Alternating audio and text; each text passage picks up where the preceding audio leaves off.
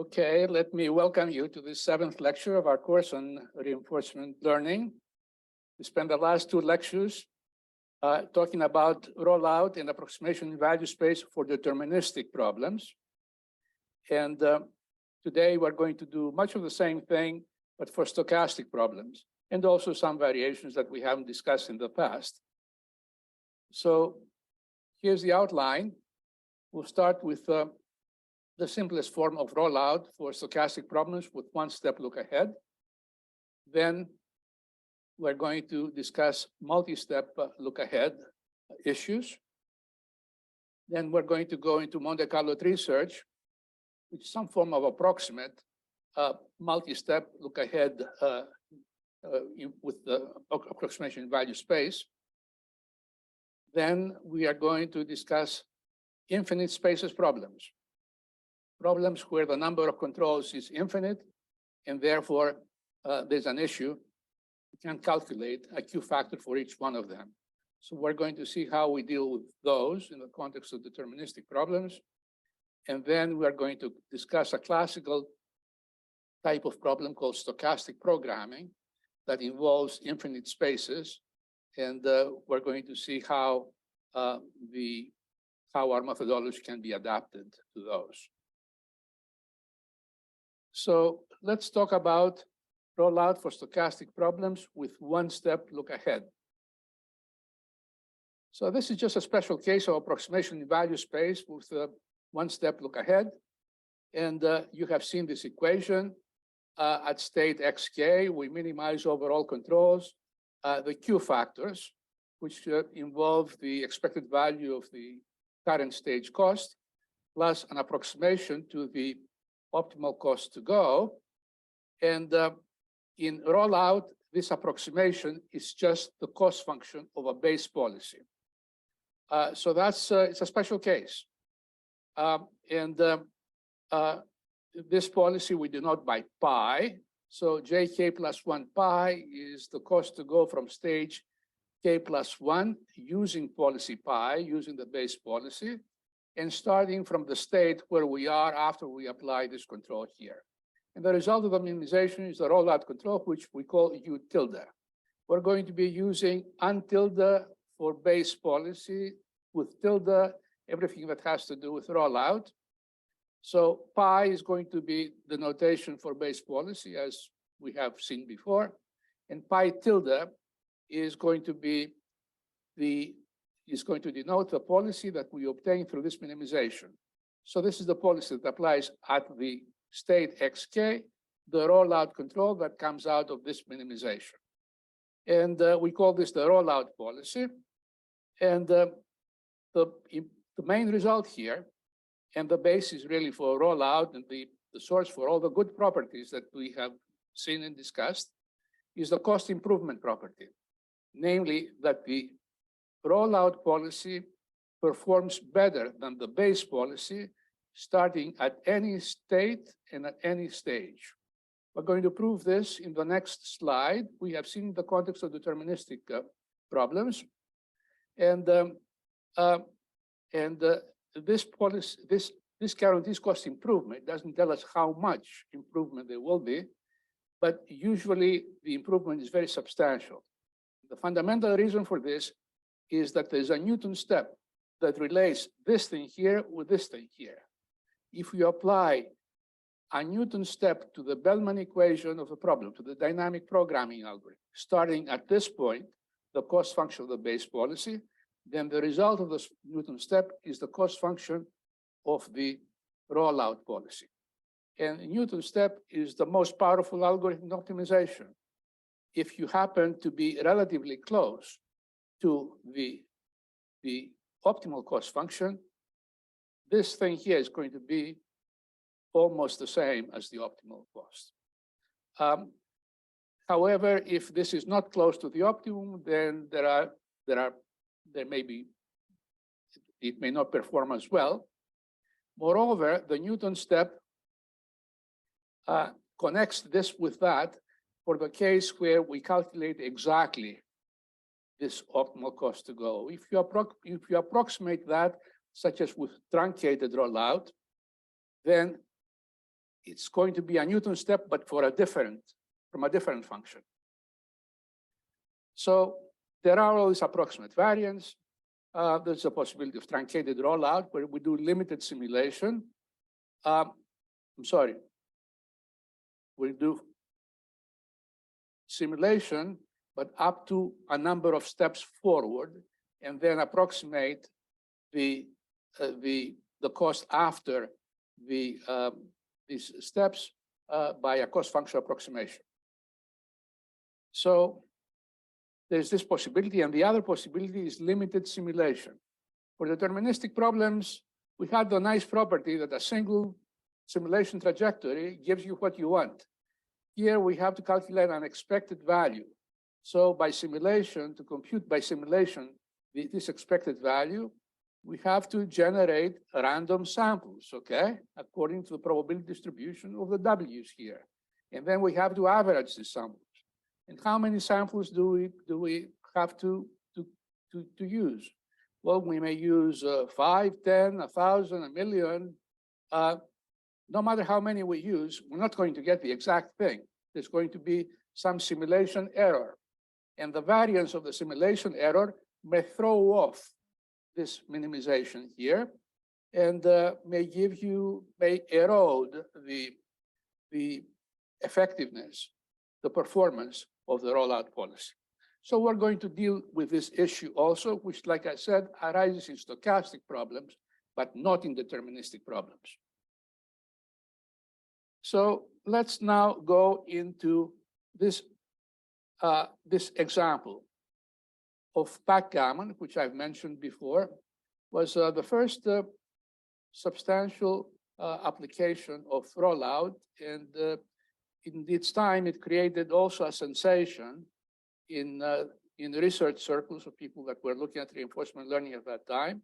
This was the first substantial application that these new methods were able to solve. Now, like I mentioned, sometime in the past, Tesoro had a program that used one-step look ahead without rollout in 1991. And then in 1996, he introduced the rollout, it truncated rollout and got much better results, which was an interesting thing to observe at that time. Now about backgammon, I don't know how many of you are familiar with this game. It's a game that's very popular in the Middle East, my native country, Greece. I spent hours and hours and hours, days and days playing backgammon when I was a teenager. It's a game of skill and strategy, but it's also a game of chance. It involves uncertainty. It involves rolling the dice. And the way it works is as follows.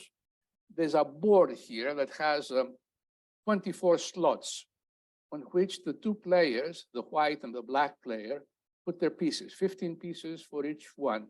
There's a starting position, and then based on the results of the rolls of the dice, they move their pieces in opposite directions, and then whoever reaches a certain termination state first wins the game. There's no draw here. Either one player wins or the other player wins. And there are some rules, of course, by which you can play a given role. And after you look at this, it's evident that the state of the system is pairs of board position and the current dice roll. And the controls are the different ways that you can play this dice roll. Move this piece and that, or move that piece and that, and so on. There are like 20, 30 ways to play a typical dice roll. So the number of controls here is of the order of tens. The number of states is astronomical, as you can tell. And there's also a stochastic disturbance, which is a dice roll, okay? The dice roll can have 36 different outcomes, 30 if you don't count doubles, okay? So again, the stochastic disturbance does not have too many elements, like 30, but 30 upon 30, and for multiple stages, it adds up very quickly. So that's that's the way the game is played. And as I noted, the 1996 version of the algorithm called TD Gammon uses truncated rollout with cost function approximation provided by a neural network. And that neural network is trained offline. This thing happens online. It's the online player. The neural network is trained offline with a form of approximate policy iteration. And it uses some algorithm that's very important in reinforcement learning, but we're not going to cover in this course, temporal differences algorithm, and for policy evaluation, stochastic iterative algorithm. Given a policy, you apply this TD algorithm, and it gives you, after a lot of simulation, it gives you a cost function approximation with that involves also a neural network. So Tesoro's 1991 work involved the training of a neural network to play backgammon without any rollout, just one step look ahead with the approximation provided by the neural network. In 1996, he introduced the intermediate form of rollout, whereby, given the current state, we consider all possible ways to play the role, and then we roll out games. That's where the name rollout came from. We roll out games all the way to a certain depth. Backgammon its duration can be very long, so you have to truncate at some point. And he used reasonable forms of truncation, and the cost function approximation is the one from the 1991 algorithm. So now the important observation is that the truncated rollout program of 1996 played considerably better than the 1991 program that did not use rollout. Moreover, the 1991 program was a good program, but it has subhuman performance, could be beaten by the best humans. However, the rollout program of 1996 is better than any human. On the other hand, there's a trade-off here, which is a key issue in stochastic rollout, the amount of simulation involved. Here you have, 30 different moves, let's say, and then you have to roll out games, like 100 games from each one. And that takes time. And all of this is for a single move. Now, people are patient in playing with these games. They want to have a response within seconds. The 1991 program was responding within seconds. In fact, you can play on the internet with programs like that, and they respond within seconds. And they play a pretty good game. However, the rollout program, I haven't seen it. It's taken a lot more time. And I have not seen a version on the internet, except not to play a full game, but rather to evaluate a certain position. It will roll out and give you an evaluation of moves. It's using an evaluation mode. So even today, with the fast computers that we have, the simulation issue is something to consider. It can be daunting and an impediment for practical use. We're going to come to this issue of how we alleviate the burden of simulation, but that will take us a few slides. So now this is an example. Are there any questions, by the way, here? Okay.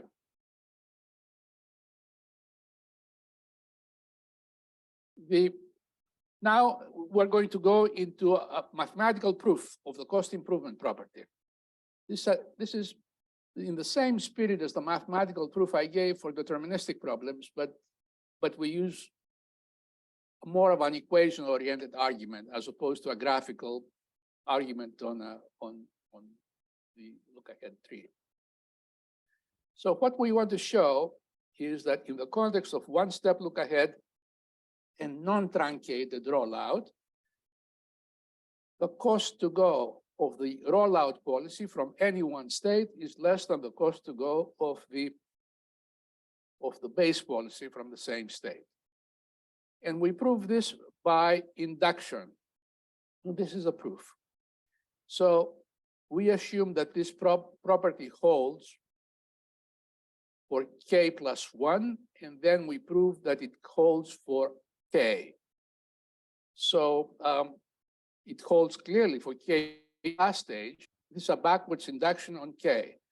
It holds for k equals n, because both the rollout policy and the base policy, after you've been to stage n, the corresponding cost is the terminal cost, g of n, okay, of hn. So now we assume that jk plus 1 of pi is greater than jk plus 1 of pi tilde, and we're going to prove that jk pi is greater than jk pi tilde. So that's what we want to prove, okay? We want to prove that this is less than this, and we're going to prove it through a string of inequalities. And let's go through the relations one by one. The first equality is the dynamic programming equation for the rollout policy. Okay, pi tilde is the rollout policy. And what this says is that the cost at state xk is equal to the expected value of the cost of the first stage using the rollout control, plus the cost to go of the rollout policy from the next state. This is just the dynamic programming algorithm restricted to the policy pi tilde. Now we use the induction hypothesis. The first inequality holds by the induction hypothesis, because our induction hypothesis is that this thing here that corresponds to the base policy is greater than this thing here that corresponds to the rollout policy. That's our induction hypothesis. And this is greater than that for every possible state, and the expected value also is greater. Why? Because expected value is just a weighted sum with positive weights. So it preserves inequalities, okay? If all the terms of one weighted sum are greater than all the terms of the other weighted sum, then the whole weighted sum is also greater. So this first inequality holds by the induction hypothesis. And now this equality holds because of the definition of the rollout algorithm, right? What is the rollout algorithm?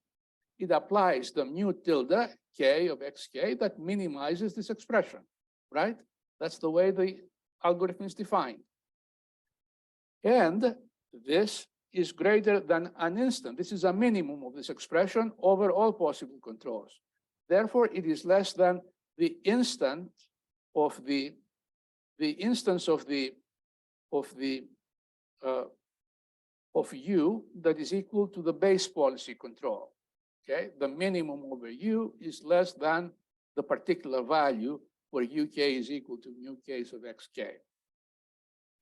And finally, this thing here is equal to the cost, this cost here of the base policy, because this is just the dynamic programming equation for the base policy. Just as we use the dynamic programming equation for the rollout policy here, we use it in this equation here. So that's that.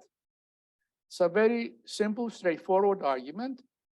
And incidentally, it's a very important argument, because when you go past from rollout to policy iteration, remember the policy iteration, fundamental method of policy iteration involves generating multiple policies, one after the other, and one policy is a rollout policy corresponding to the previous policy, which would be the base policy.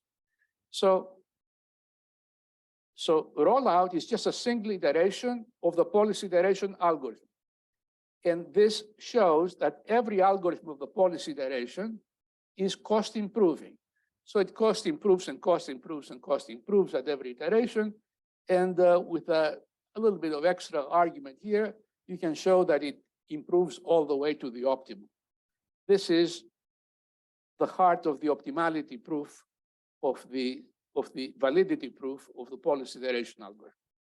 So it's an algorithm that arises in policy iteration, that arises also in many, many different algorithms of the policy iteration type. It's a very fundamental type of algorithm, of argument. It's very simple. A lot of things in dynamic programming are very, very simple, even for infinite horizon. There are some that are extremely difficult. Dynamic programming is sort of a study of extremes, either very, very difficult theorems or very, very easy theorems. And there are few in between. Okay, are there any questions about this argument here?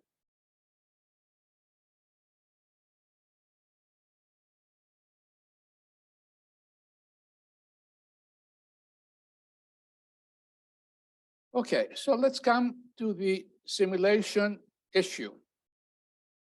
How does the rollout algorithm work? Assuming a finite control space.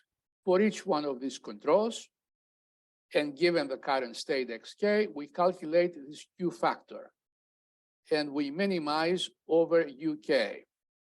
Now, when we take the minimum of one expression for each value of control, and you try to, then you're essentially comparing their differences. You're trying to find the control whose difference from every other Q factor, whose Q factor is different from any other Q factor is positive.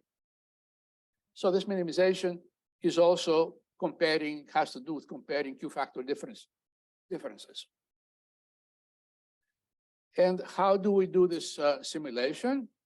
For every U, we generate many sample disturbance trajectories, and we obtain the Q factor as the average of the corresponding costs.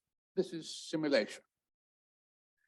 On the other hand, the number of samples is finite in practice, it cannot be infinite. You cannot obtain the exact value of this, except you take an infinite number of samples.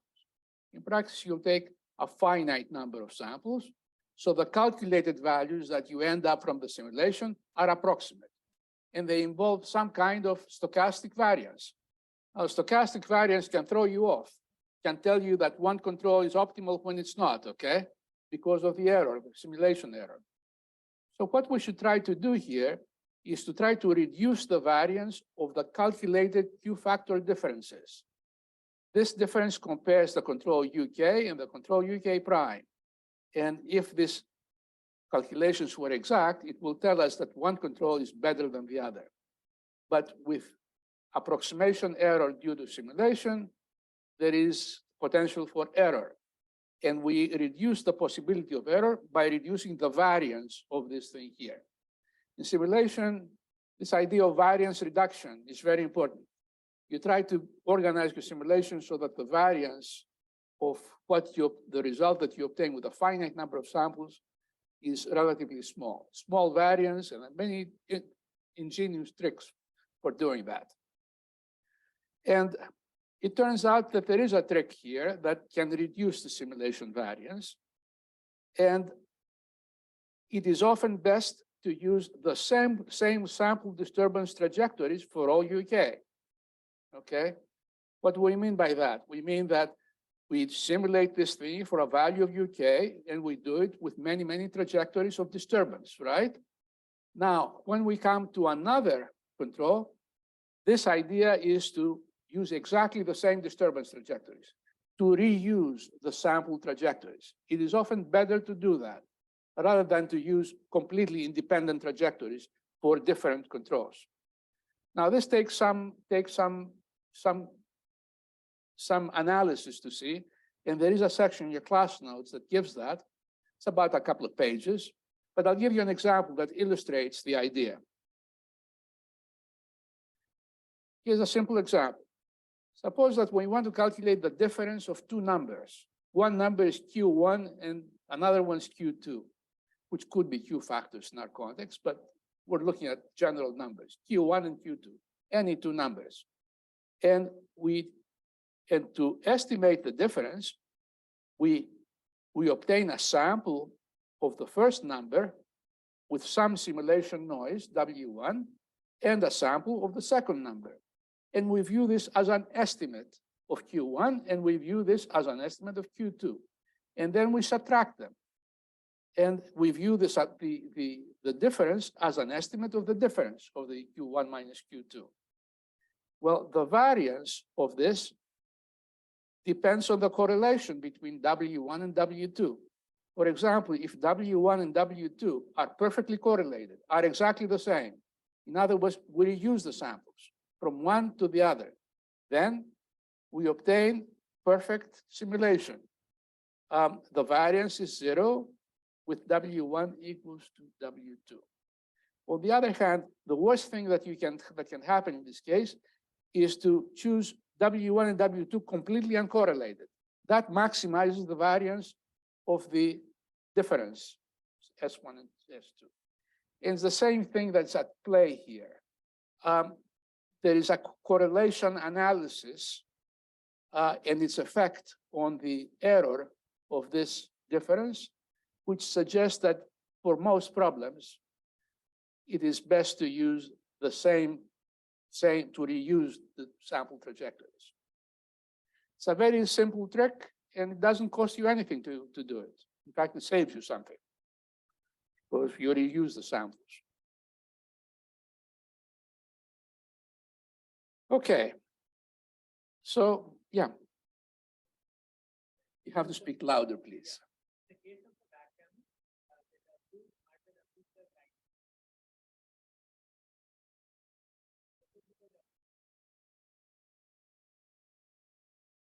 It would, the W would be the dice roll, yeah, the dice roll.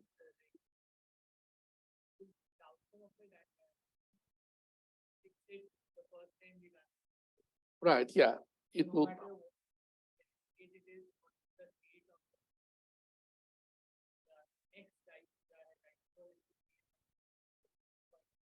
Yeah, you obtain a sequence, a sample trajectory is a sequence of dice rolls, and of course, how you play the sequence. But the uncertainty, the trajectory of the uncertainty is the sequence of dice rolls. And you use the same sequence, you reuse it when you evaluate a different move and a different. That's how the idea would apply in the context of background. Yeah.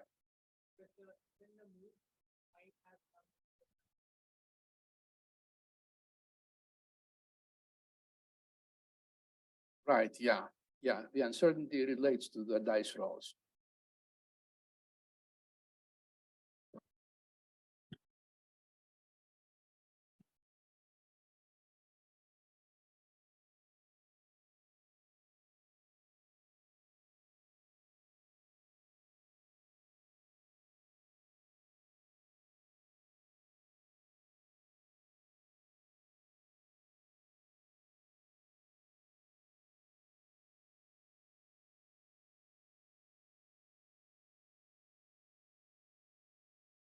I would not recommend using a randomized control, but I will use any one of the two, but according to a fixed rule.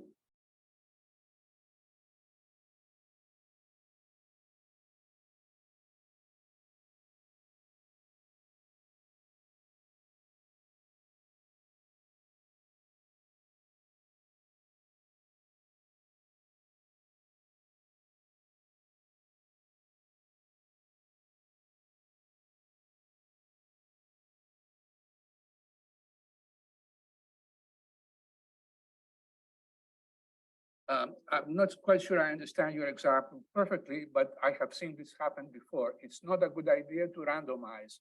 If you have, let's say, two controls that attain the minimum, you should have some fixed order. The rollout benefits from order in some strange way.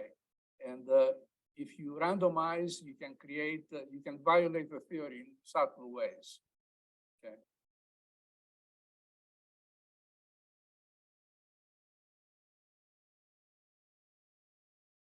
Yeah. Okay, that's all I can say at the moment. Yeah. Okay, so now we're going to go into issues of multi-step look ahead. We discussed multi-step look ahead for deterministic problems last time, and we saw the idea of pruning and various time-saving devices. We're going to discuss similar things, but in a more general context, and there are more ideas here that one can draw on. So this is the general figure, the general equation for multi-step look ahead. Instead of a single step, we go L steps, okay? And we solve a dynamic programming problem at state xk, which involves a horizon of L steps and a terminal cost function approximation, which is the cost of the base policy starting from this state L steps ahead. And we obtain a sequence of control and policies from this minimization. And we use the first control, and we call it U tilde. This is the control that we apply at state xk. And the corresponding policy we continue to denote by mu tilde. So let's consider first the pure case where there's no truncation and no terminal cost function approximation. So this is exactly the cost of the base policy all the way to the end of the horizon. Generally speaking, it is better to use longer look ahead than shorter. Okay, practice show that. I mentioned some freaky, unusual examples where this is not true, but in practice, I think one can safely take it as a given that longer look ahead, better performance. On the other hand, with longer look ahead, the necessary simulation increases rapidly because this has to be done for all possible UK and UK, so there's a lot more simulation involved. And the big issue here is how do we save in simulation effort? Now, one possibility is to use a certainty equivalence approximation, whereby we fix the uncertainties to nominal values after the first one. There's good reason to keep the first WK stochastic, but make the other remaining W's, make them deterministic, keep them at some nominal value.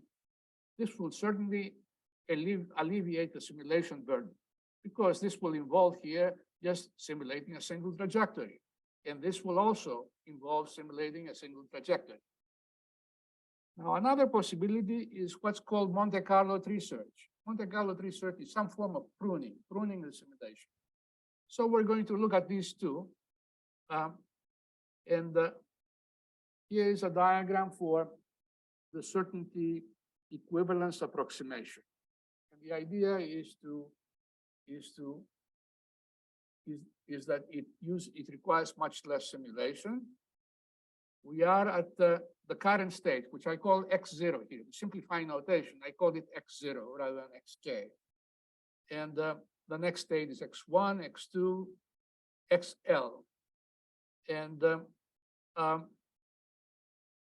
so the certain equivalence approximation fixes the W's after the first one, some nominal values. And we average many trajectories of this form. And the average now, the only stochastic quantity here is WK. So there's a lot less simulation to do. Now, this corresponds to the case that there is no certain equivalence approximation. L is the length of the look ahead. And from x0, we apply u0, and then w0 happens. And a state x1 occurs in layer 1. Then u1, w1, layer 2, and so on. Layer L minus 1 states. And then we go we apply u, L minus 1, and then the uncertainty happens. And then we have to do stochastic rollout from all the leaves of this tree. So there's a big tree over here, and then we have to do in the pure case, of rollout, we have to do complete stochastic trajectories and average them from each one of those. So clearly there's an awful lot of simulation here. No wonder that Tesoro, his backgammon program, had a lot of difficulty. And to begin with, he was using only one step look ahead.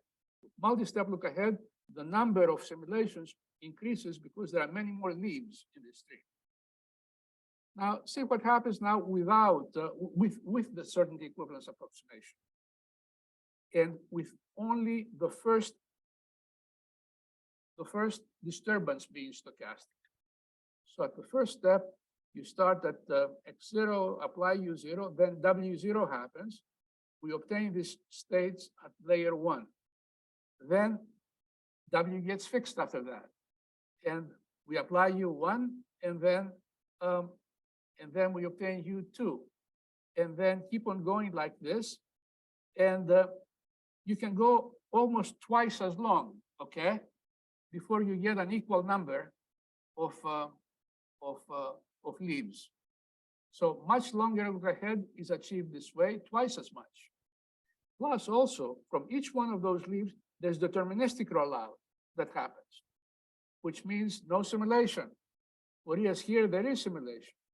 So there's a twofold benefit here. We do deterministic rather than stochastic simulation from here to here.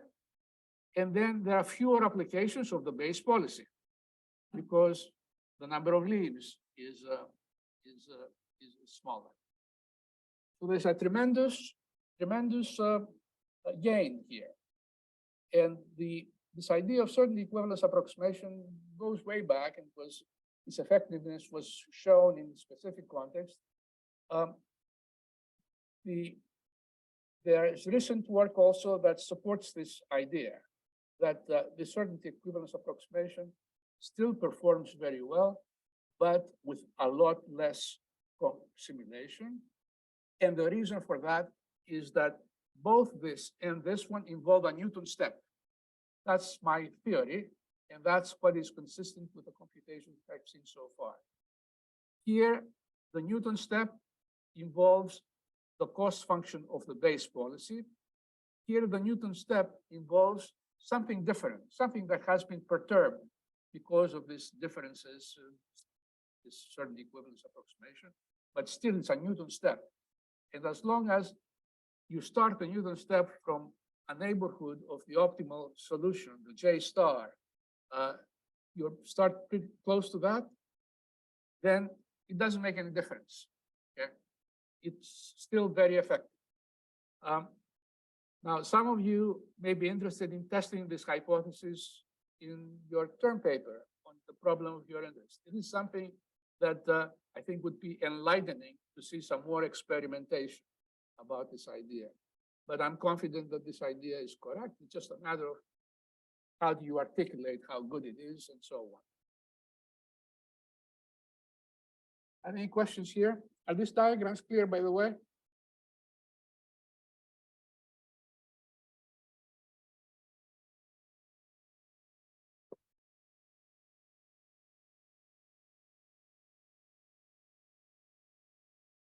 Okay, so let's now go to Monte Carlo Tree Search.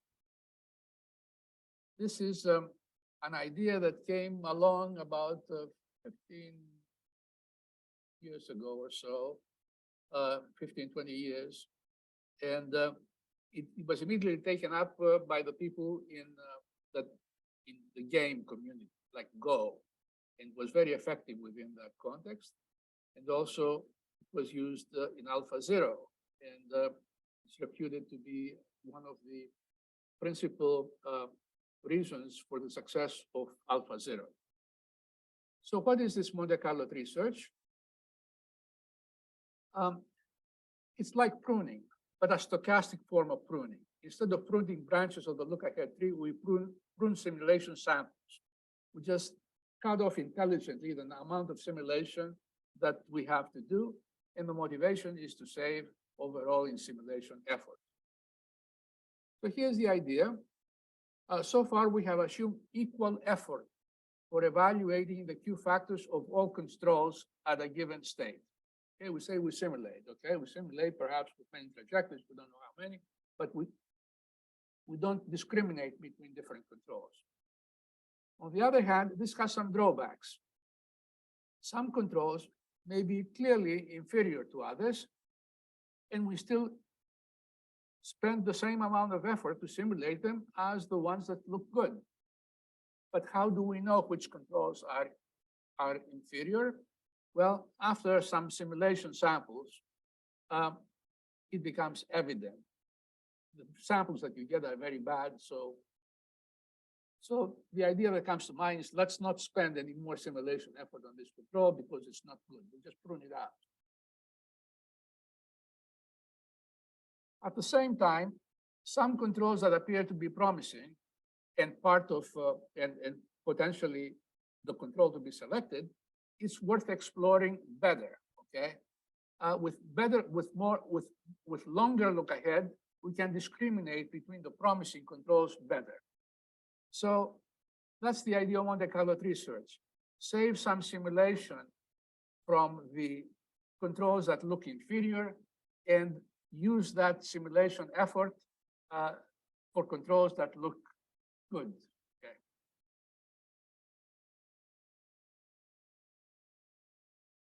So you can view it as an approximate multi-step look-ahead minimization that tries to economize in simulation time, and it involves adaptive simulation. Simulation effort adapted to the perceived quality of different controls.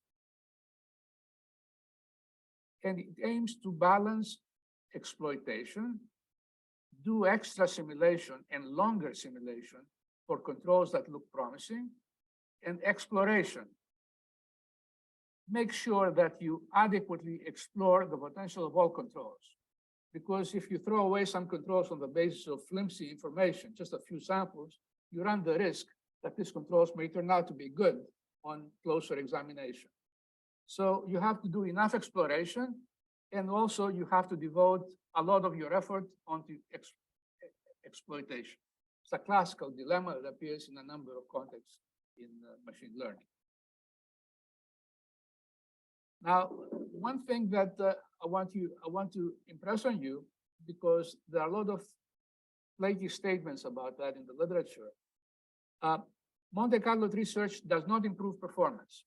It cuts down the simulation effort, but if you were willing to put in the extra effort and do the full simulation, you would get a better result. By pruning, you can't do better. However, what you gain is you saving time, and therefore you can allow longer look ahead for a given computational budget. So if you have a fixed amount of look ahead and you do Monte Carlo Tree Search, then you're going to be doing worse, actually. It's only when you take this savings in simulation effort and you put it into longer look ahead, that's where the payoff of Monte Carlo Tree Search is. And that's what happens also in AlphaZero. AlphaZero uses extremely long look ahead relative to other programs. There are many computer chess programs, of course, that all use long look ahead and cost function approximation at the end. But AlphaZero uses very long look ahead by pruning through Monte Carlo Tree Search, at least in the training phase, by pruning a lot of the moves that seem inferior after a while. However, keep this in mind, it's right here where the payoff comes. If you prune, just prune, and don't extend the look ahead, you're going to lose something.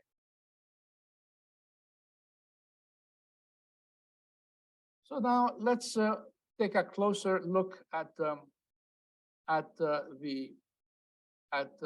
Monte Carlo Tree Search.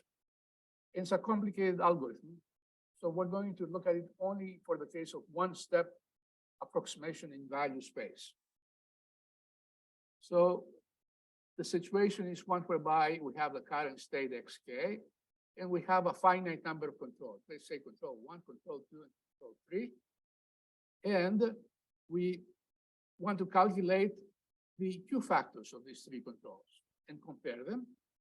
And we do this by simulation.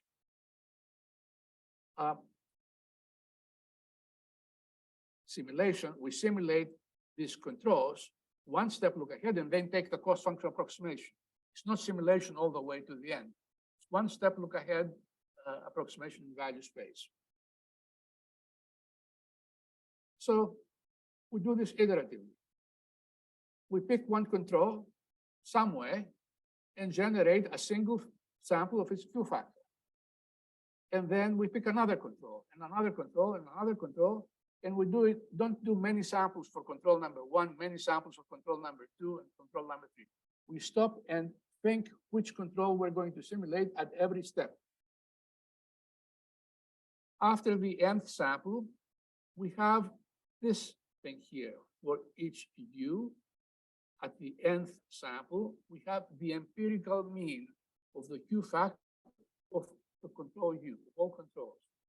And this is the total sample value divided by the total number of samples corresponding to U. In other words, by the time of the nth sample, let's say n is equal to 100. We may have 20 samples for this control, 50 samples for this control, 30 samples for this control, okay? Then we calculate the empirical mean of the value of the Q factor of each of the three controls. And we can view this as an exploitation index. It's a measure of the quality of U, okay? It tells us on the basis of the samples that we have generated so far, how good each U is, okay? Now, we could use these estimates after a while to select the control that has the minimum Q. On the other hand, we want to make sure that we don't overlook some of the other controls. In other words, we don't declare one control to be the best on the basis of 95 samples, and with only 3 samples for this control and 2 samples for that control. We want to make sure that we explore these controls adequately. So here is the idea of Monte Carlo Tree Search. We use some kind of statistical test to decide which control to simulate. And the main idea is to balance exploitation. Sample controls that seem most promising on the basis of their Q, okay, of their running exploitation index, and balance exploitation with exploration. In other words, we want to sample controls that have a small sample count. So if we have some control that has only 2 samples and others have 50 samples, then, okay, it's a good case of trying to explore better this control with, that has received little sampling effort so far. So here's a popular strategy for Monte Carlo Tree Search. We sample next the control U that minimizes the sum of the exploitation index and this RUN, which is an exploration index. And RUN is based on a confidence interval formula, statistical confidence interval formula that tells us how much variance there is in the corresponding exploitation index. And depends on the sample count of the control. SU is the number of times that we have simulated control U out of the n samples. Now, the formula for this is very mysterious. It's motivated from analysis on multi-arm bandit problems, a special type of dynamic programming problem which we have discussed so far. A very simple type of problem. It's motivated by, okay, you're in Las Vegas and there are these slot machines that have different arms, but you don't know which machine gives you the best results. So you try them out and you want to try arms that give you good payoff, give you coins back, and but you also want to try the potential of other arms that you haven't tried so far. So that's where all this theory has come from the multi-arm bandit problems, of which the Las Vegas gambling example is one colorful special case.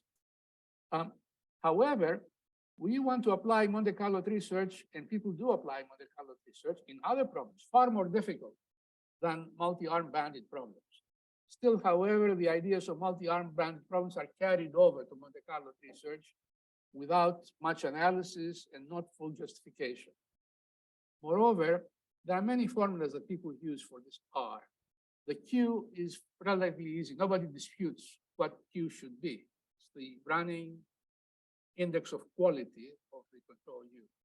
But the exploration index, okay, there's something called the UCB rule, upper confidence bound rule, which calculates RUN according to this formula. N is the current sample count, the total sample count. U is the control. SU is the is the sample count of the control U, the portion of the sampling effort that control U has received. And there's this square root formula that comes from multi-arm banded analysis. And according to this analysis, C should be around square root of 2, assuming that this Q is normalized to take values in the range of -1 and 0. There's a lot of voodoo in this, okay? It's not, it's because people use this formula in contexts where it was not developed, was developed in different contexts, but they use it anyway in other contexts. And moreover, people use this formula also in Monte Carlo Tree Search with multi-step look ahead. Okay, here this is single step look ahead. They use an adaptation of this formula for multi-step look ahead, for which there is absolutely no justification other than it looks good and reasonable. And it works for some examples that people have tried. Now, in alpha 0, they use Monte Carlo Tree Search, but they use a different form. They don't use this UCB. They use something else, which is equally opaque. If you read the alpha 0 paper, have a very hard time understanding. You'll probably understand what they're doing, but you'll not understand why they're doing it, okay? There's no justification to speak of. And so that's where the state of the art is with Monte Carlo Tree Search. It is not always successful. I've tried it in several types of problems with some of my students, and sometimes it works, sometimes it does not. It gives you bad results. And if you're lucky on your problem, it may work, but not necessarily on any problem that you may want to try. Any questions?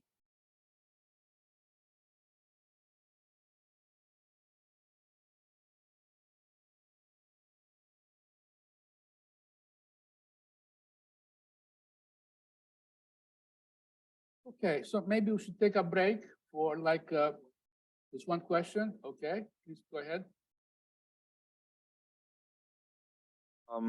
Does the empirical value of the square root of 2 in the previous slide have any theoretical justification, or is that just selected almost arbitrarily? The value of C. The value of C. Yeah. Well, square root of 2 is actually the something that is the constant that appears in the analysis under certain assumptions. Okay.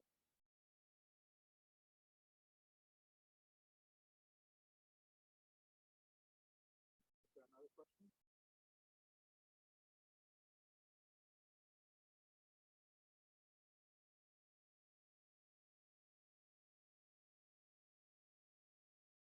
I had a question in regards to the length of the simulation. So in this case, sort of, we have the finite number of states, but in a case where you have to truncate the simulation, do you have to, like, I guess, what would be the approach to the truncation of the simulation?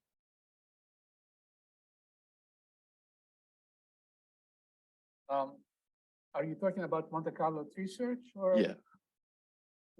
Okay. This simulation is not a simulation to the end of the horizon. It's not over a truncated horizon. It involves simulation of the different controls.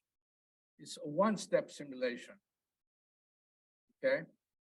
One-step simulation for the different controls. So N corresponds to a total of N samples allocated between these three, but only one step ahead.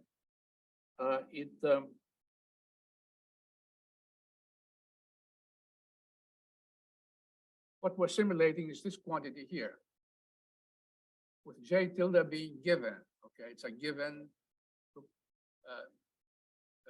terminal cost approximation. So this simulation involves only one step in this example. If it were to involve multiple steps, then you would have multi-step look ahead. It's again this it's a very complicated algorithm then because people construct a multi-step look-ahead tree that's uneven.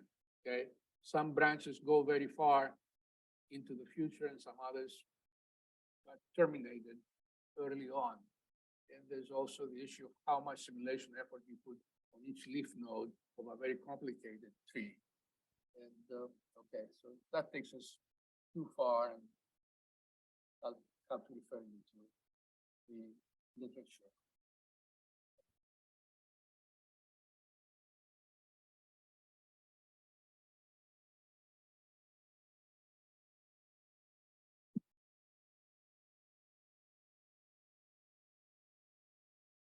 Okay, so let's take a 15-minute break, and then we'll come back to discuss infinite spaces problems. Okay. So in this lecture so far, we have dealt with stochastic dynamic programming problems and the approximation in value space. However, we have implicitly assumed that the number of controls available at each state is finite, or it may have been infinite, but we have discretized, so that there's only a finite number of Q factors, and we can simulate them. So now let's see what happens when we have an infinite number of controls available at each state. And there are many examples of this type. And a very fertile grounds for this sort of situation is control problems. In control problems, we have controls that take values very often in a Euclidean space. Like, for example, in this problem that I discussed in connection with MPC, there's this pole that's been balanced on a card, and we move the card by applying force. Now, this force is a continuous control. It's doesn't take a discrete number of values. So if you want to solve this problem by dynamic programming, you have to discretize the control. And similarly, if you want to use approximate dynamic programming. In other situations in control, like in self-driving cars and path planning, again, the controls are position, velocity, acceleration, primarily acceleration, but also steering wheel commands. And these are, again, continuous. And so this happens very often in control system design. The idea on how to deal with such problems, where the control takes a continuum of values, is well, one possibility is to discretize the control constraints set, but then the number of Q factors may be excessive. And another possibility now is to use an optimization-based heuristic, a base heuristic that optimizes starting from the next state's xk plus 1, does an optimization over L-1 stages, so that together with the optimization in the first stage, this becomes a seamless L-step look-ahead minimization. Now, if the problem is right and the heuristic is chosen right, then this L-step minimization may be tractable by continuous spaces problems, such as nonlinear programming for optimal control methods, quadratic programming, gradient type of methods. And this is what's done in MPC. MPC is based on this idea, using an L-step optimization heuristic to tack on to the first stage optimization. There's also the possibility of terminal cost approximation, and then it becomes not quite rollout, but multi-step approximation value space.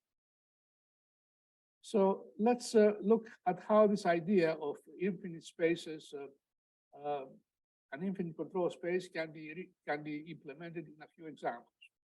We have already discussed the MPC example, and now let's look at a classical problem from industrial engineering. Supply chain management, whereby you have production of a certain item, some production center, and you need this at some retail center to satisfy some demand. And there is also an issue of how do you transport it and when do you transport it. So in this context, UK1 denotes production amount at this production center at time K. UK2 is the amount that you ship. You start shipping to the retail center at time K. XK2 here is the amount of stock, the item available at the retail center. And XK1 is the production stock available at time K. And system equations are what you see here. The amount of product stored in the production center is the previous amount, plus the amount that you have produced, minus the amount that you have shipped, okay?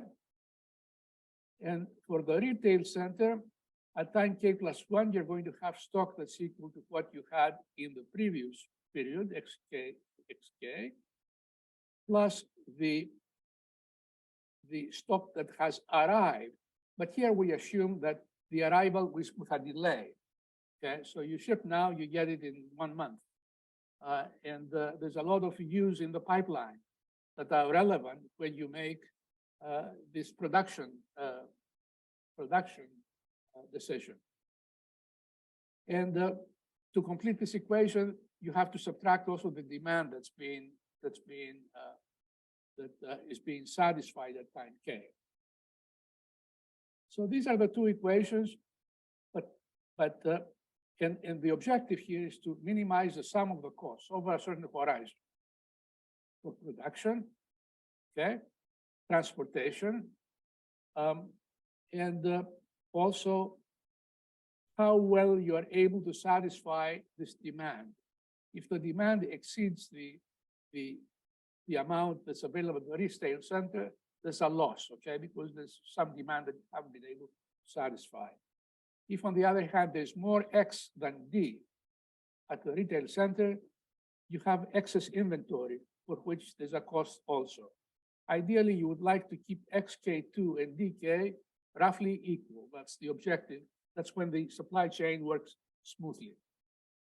Put stuff in the pipeline so it arrives just in time to satisfy the demand, and make and produce, again, enough in time to be able to transport in time and to have the product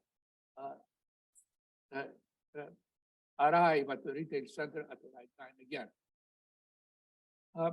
These are classical problems in operations research, inventory theory. One of the earliest theories in operations research that evolved in the 60s. And with the coming of the supply chains, complicated supply chains, this problem is gained a lot in popularity and significance. Now, this seems simple, and in fact, it's a very trivial, by comparison, supply chain example.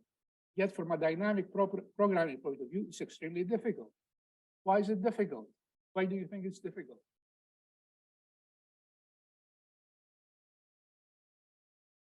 There's this delay here, which increases the size of the state space. Remember our discussion of state augmentation. We have to take a state, what is useful to know at the time that we make the K decision.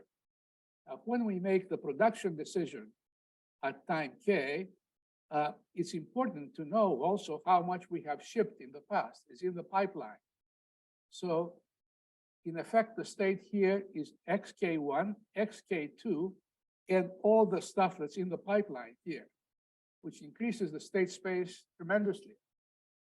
So problem is intractable by dynamic programming, by exact dynamic programming. Now, one possibility here is to use rollout with some optimization heuristic. In other words, truncate the horizon here. Instead of looking at a long horizon, look only a few steps ahead and make approximations to account for all the stuff that you have neglected. Now, if you do that, then all these variables are continuous. The problem is deterministic here. So it becomes a problem in nonlinear programming, where the variables are these U's at the various stages within the look ahead. And also the X's, and the optimization variables are the states within the look ahead of the L step look ahead, and the controls, the U and the UK1 and UK2 within the look ahead. So for a simple problem like this, nonlinear programming algorithms and codes can deal with that. Also, nonlinear programming codes can handle constraints. And also the nice thing about this approach of limited look ahead is that it is well suited for online replanning. So for example, if all of a sudden this demand here changes, the problem changes on you. But however, the algorithm is capable to adapt online. All of this actually is quite similar to what we do in MPC, okay? Even though we haven't looked at industrial engineering applications for MPC, the model does apply in that context as well. And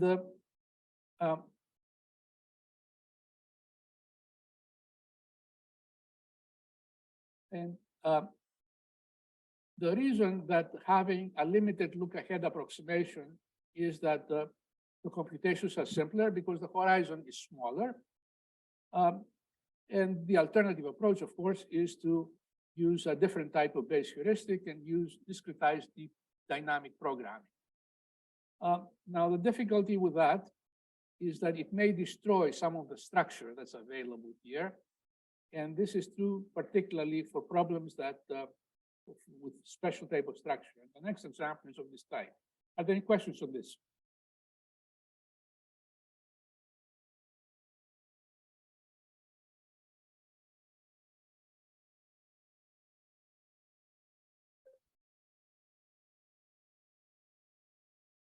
Okay, let's take another important model from operations research and industrial engineering, multi-stage linear programming, perhaps also combined with integer programming.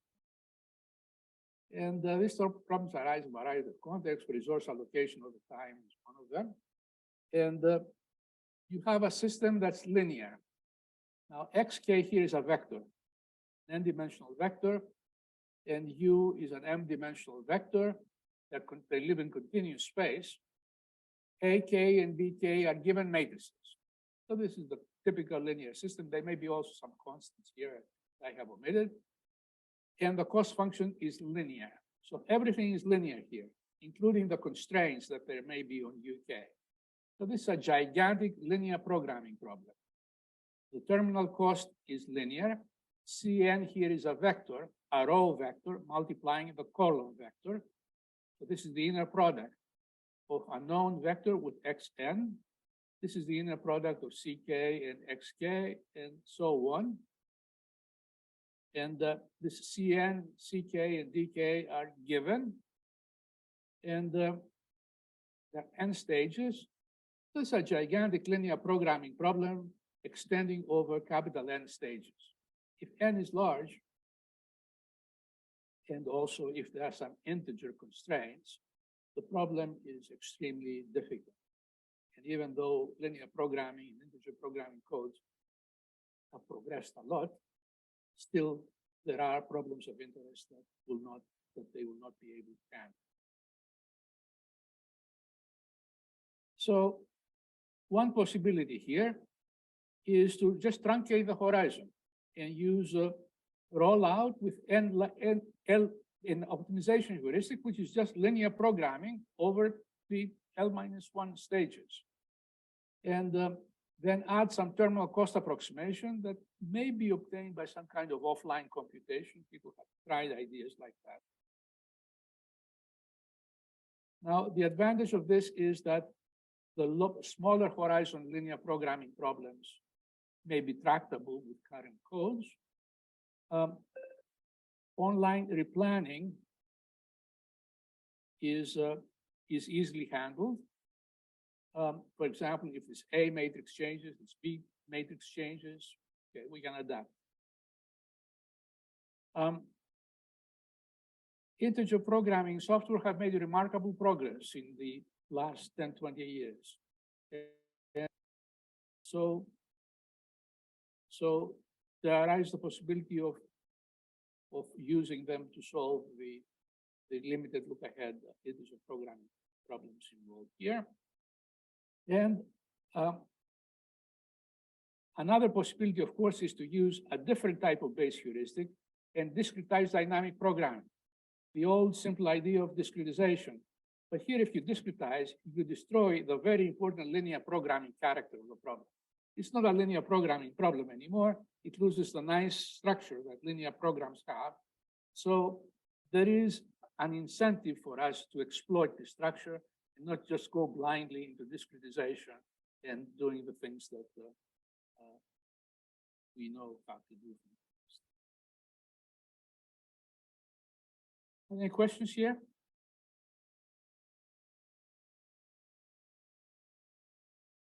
Okay. The previous examples were deterministic. Now let's look at stochastic problems that involve continuous variables. There's a classical model that has been around for 60 years or so, stochastic programming. And I will give the classical version here of two-stage stochastic programming. This is an area that has seen a lot of research by prominent people, and there are books written about it. And nowadays, you don't hear very much as in the past. But up until 10 years ago, it was a very, very active field of research, both a two-stage case and also the multi-stage case. So the two-stage case is the classical one, and it works, and it's the following problem. There are two stages of decision. In the first stage, we choose a vector U0 from some constraint set. U is not necessarily discrete, it could be continuous, okay? In fact, the continuous case is primary interest within this context. And there's a cost function. In the first stage, we choose some control. Let's say here there are two controls, but you can think of those as being a continuum. And then an uncertain event will happen, represented by some random variable. So we choose U, and then something uncertain happens. And this uncertainty is encoded in this random variable W0, which takes one of M values with given probabilities. So there are M branches going out of here, each branch corresponding to different values of W. And we end up at some nodes within this graph. And with knowledge of the U that you have, U0 that we have chosen, and the W, the random W that has occurred, we choose another control, a U1. So with knowledge of this branch, we choose U1 between U1 and U1 bar, okay? Or a continuum between these. And similarly, there's a choice for this history, for this history, for that history. We assume that W is perfectly observed by the controller, okay? There's perfect information here. So this looks pretty much like the kind of things we have been looking at in the past. And okay, so what are the optimization variables here? What we want to do is minimize the expected cost of the first stage and the expected, well, the cost, not expected, just the deterministic cost for the first stage, and the expected cost of the second stage. Why expected? Because W is uncertain. We don't know which branch we're going to follow. So This is a weighted sum with the probabilities of the different values of W. Okay, so how many variables are involved here? How many controls do we want to find to solve this problem exactly? There's one U for here. There's one U, which is the U that we would apply if this history occurs. And there is this U that we apply if this history occurs. So there's 5 variables here. And even if they are continuous, this is a problem that codes, continuous nonlinear programming codes can handle with easily. And integer programming codes also may be able to handle.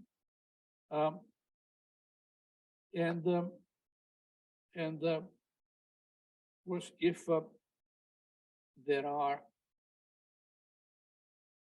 if there are many W values of W here, then the number is going to be increasing accordingly.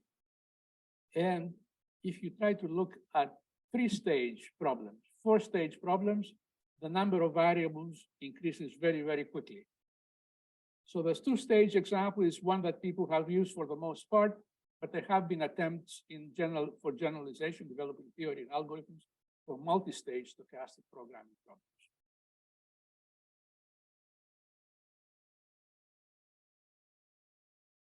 So let's focus on multi-stage stochastic programming. It's the same graph, except that there's additional stages here. And there are many more of those red circles, which correspond to optimization variables. So the decision in multi-stage stochastic programming, the decision UK at the K stage is a function of the entire history up to that stage, which is assumed to be known. Now, with this much bigger state, the exact solution by dynamic programming or by nonlinear programming gets rapidly out of hand as the number of stages increases. So what would be an idea here based on what we're used to doing? Just truncate the horizon and use approximation value states with 2-stage problems. The 2-stage problems are relatively easy. So we just use 2-stage problems and go forward like that. So that's what I'm saying here. We view this as a special case of the finite horizon stochastic control problem. We apply rollout with or without truncation using a continuous optimization heuristic, which is, for example, the 2-stage stochastic programming problem with some terminal cost function approximation. One could also think of using alternative-based heuristics that have a longer look ahead, but involve also certainty equivalence approximations, like the ones that we have been using in the past. And only W0 is stochastic, and the subsequent disturbances are fixed at some nominal values. Or some of them are allowed to be stochastic, and others are approximated with deterministic quantities. And that makes it possible to go forward step by step and compute a suboptimal solution with tractable computation. Are there any questions here?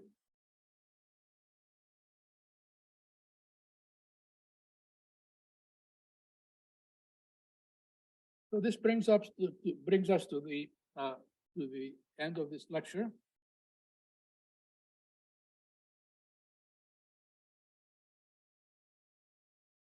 What we will do next time is focus on multi-agent problems, and we have covered them in lecture 4, and there's also material in your class notes on multi-agent problems, and we're going to review them just a little bit. Be prepared for this subject, just review what we have done in the previous lecture. And then we're going to have some demos. These ideas of multi-agent, one component at a time, rollout, have been tested now quite a bit. And one of the demos is going to be given by Jameson based on his work. And there's also another demo on a somewhat different problem, but still involved multi-agent rollout that we're going to have. So after that, there will be one more lecture on rollout, and then we're going to go into offline training using neural networks and other architectures. That's chapter 3 of your class notes.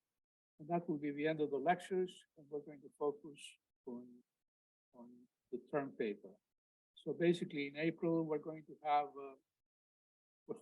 no lectures essentially. Well, the focus is going to be on the term.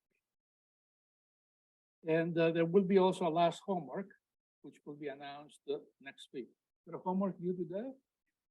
Okay, good. Have you been able to deal with your homework?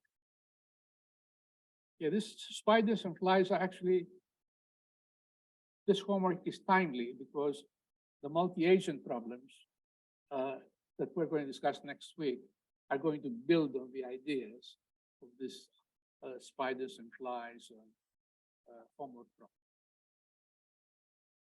Okay, so we'll be moving right along, and we'll see you next week.